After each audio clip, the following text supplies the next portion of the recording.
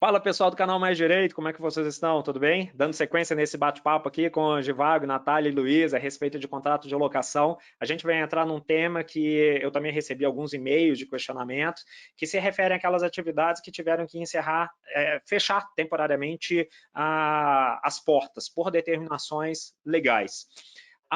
Geralmente, a obrigação do locador é de fornecer um imóvel em condições de uso para o locatário. Essa é uma condição que pode sugerir uma discussão judicial, uma discussão negocial, ou uma forma do locatário pressionar o locador para poder tentar conversar.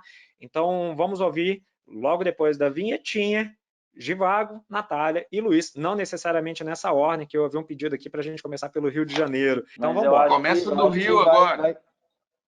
Do Rio para o Mato Grosso. Tá bom. Então, vamos começar, vamos lá.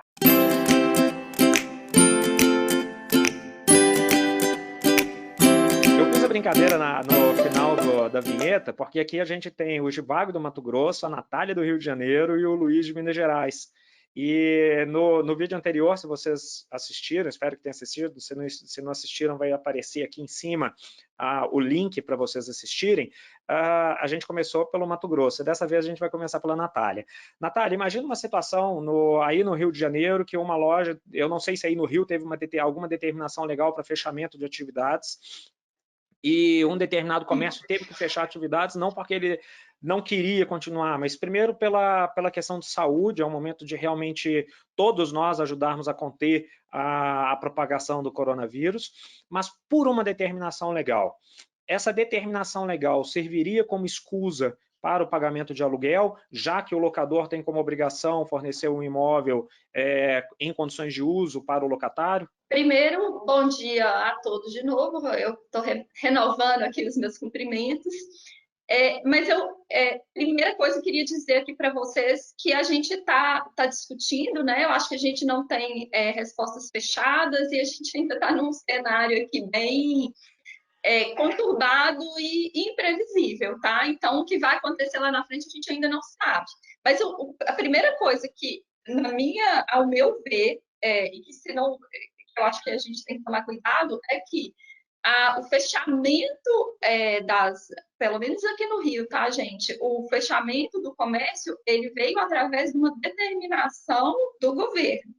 Então, eu enxergo isso, para mim, eu estou diante do fato do príncipe, tá? De uma situação que não pode ser atribuída ao locador.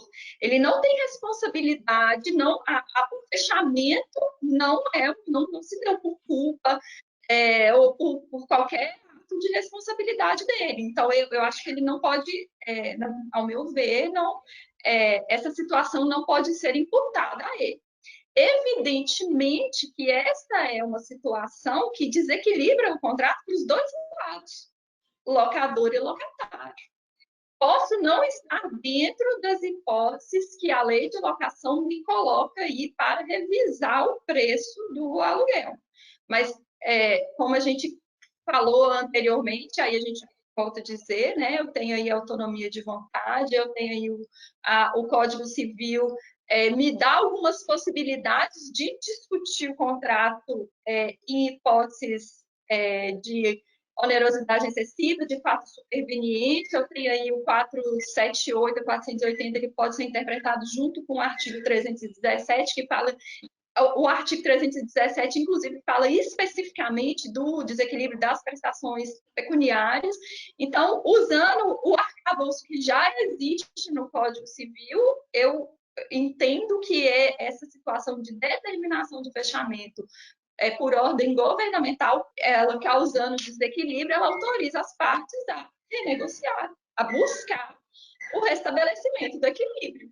Tá? Mas, evidentemente, como a gente já disse lá atrás também, não entendo que buscar isso através do judiciário seja a medida mais adequada neste momento. As partes têm a possibilidade de sentar e de, dentro das suas possibilidades, identificar o que é que pode ser feito. Né? A ideia aqui é de manutenção dos contratos, buscando o reequilíbrio dentro de uma ideia de responsabilidade social, função social e boa-fé. Obrigado, Natália. Eu vou passar aqui para Minas Gerais, para o Luiz, e eu queria chamar a atenção do pessoal que em um outro vídeo eu recebi um comentário: ele não respondeu, acabou que não deu solução nenhuma. E isso por uma razão muito simples. Vocês estão vendo aqui, pessoal, que hoje não há uma solução jurídica para uma situação que nós estamos vivenciando. A gente tem que tentar buscar a interpretação legal do que nós temos, só que, como eu acabei de falar, uma interpretação, isso vai variar de caso a caso. Eu, particularmente, no auge dos meus 22 anos, que eu tenho agora, Por que vocês riram? Entendi, não. Ninguém Eu, entendeu. não, eu nunca tinha vivenciado uma situação dessa e a primeira vez. Então, é uma situação muito atípica que, de fato, não tem resposta pronta. Então, a gente vai ter que criar e buscar a solução em vários dos momentos diferentes. Luiz, sua opinião a respeito desse ponto? Franco, como já dito, né, não existe uma resposta objetiva sobre esse caso. A Natália, ela falou sobre onerosidade excessiva, desequilíbrio, né, que eu concordo muito. Acaba que é um contrato que não fica bom, não fica legal para nenhuma das partes, né? Tá ruim para o locador, tá ruim para o locatário, o governo, né, ele tem que se manifestar, enfim, quem está proibindo isso, a loja de abrir, por exemplo, é uma determinação por segurança, por saúde. Então, concordo, tá? Que tem que haver uma discussão sobre reequilíbrio, tem que haver uma discussão sobre quem está certo, como é que vão ser as novas condições, mas eu entendo que em alguns cenários o mercado vai se regular. Eu digo isso porque recentemente, inclusive, Franco, foi celebrado um acordo entre a Abrace, que é a Associação Brasileira de Shopping Center, com a Alshop, que é a Associação de Lojistas de Shopping, em que, né, exatamente nessa situação, que o shopping não pode funcionar, o imóvel não está próprio para uso, mas ao mesmo tempo o locador não tem culpa disso e tal, eles fizeram um acordo no seguinte sentido: o aluguel fica suspenso, tá, e não isento durante esse período, o condomínio fica reduzido e o fundo de promoção vai ser negociado por estabelecimento. Eu acho que é o tipo de medida que demonstra o bom senso, demonstra o que deve ser feito, porque, na realidade, né, repetindo, não tem ninguém certo, não tem ninguém errado nessa história, tá todo mundo prejudicado pra caramba. E então, assim, acho que é mais ou menos nessa linha, sabe? Os particulares vão ter que negociar, que discutir entre si novas condições. E não entendo que é uma situação de revisão de contrato de aluguel, porque é uma situação temporária. Né? Essa crise vai passar. E as condições anteriores vão ter que ser mantidas. Givago, então a gente ouviu aqui a Natália, ouviu o Luiz, e você, meu caro, qual que seria a sua opinião? Muito boa tarde, novamente. Bom dia, né, novamente, apesar de estar no Mato Grosso, aqui é dia ainda. Como bem disse a doutora Natália, é um assunto bem polêmico, mas em se tratando específico de atividade empresarial, né, foi falado de ponto comercial, há que se diferenciar, primeiro, se já houve a transmissão da posse do ponto, né? Se o locatário já está em posse, já está ali exercendo atividade, por isso ele é fechado, eu entendo que se trata de risco do negócio. Por mais fatídico que seja, por mais lamentável que seja para todo mundo, o empresário empreender no Brasil traz vários riscos econômicos.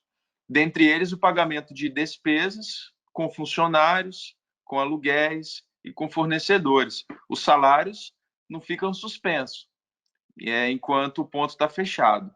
Então, do mesmo modo, eu entendo que os aluguéis eles devem permanecer em se tratando de posse já transmitida. Se o locatário assinou o contrato, mas ainda não teve acesso ao ponto ali, pode se aplicar a questão da exceção de contrato não cumprido, do TUCOC e tudo mais.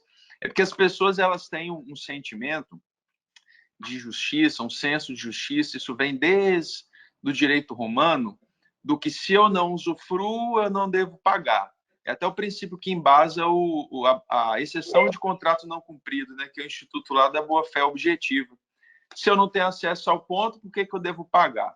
Contudo, em se tratando de locação empresarial ou de ponto comercial, como bem disse a doutora Natália, é uma questão de fato do príncipe, né? Do ato do terceiro. Se o poder público ele fecha ali, eu entendo que isso não influencia na questão dos aluguéis. Lógico, é uma solução simples? Não é uma solução simples. Porque judicializar, conflitar qualquer situação, levar ao Poder Judiciário ou se desgastar com outra parte, isso gera um custo financeiro com profissionais, com custos judiciais e tempo, já que para o empresário tempo é dinheiro. Então, gera um custo financeiro, um custo negocial, um custo emocional. Então, nunca é a melhor saída, né? Eu também recomendaria sempre a utilização da boa-fé objetiva, da comunicação, para que se pudesse negociar.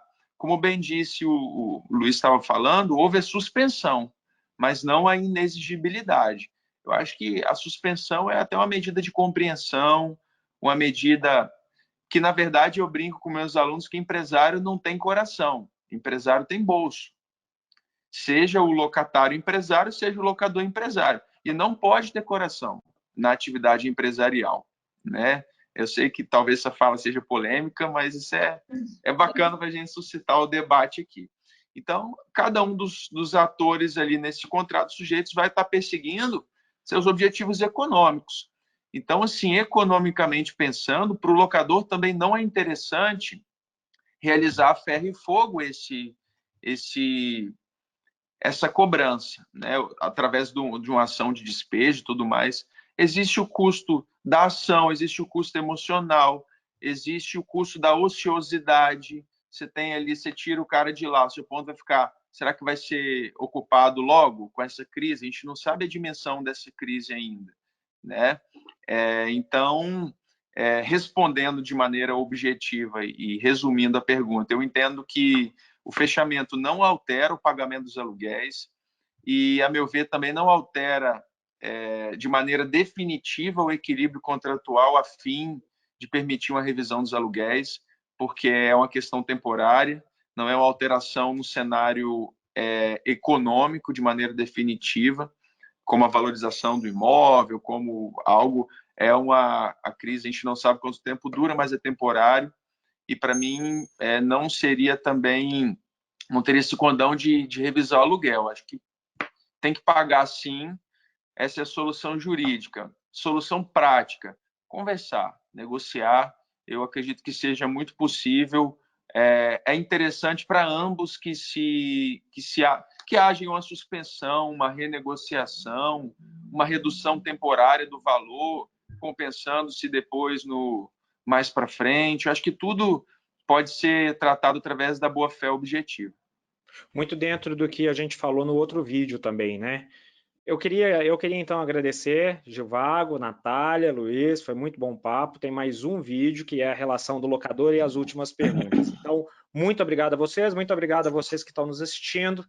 Não deixem de se inscrever no canal. Até o próximo vídeo.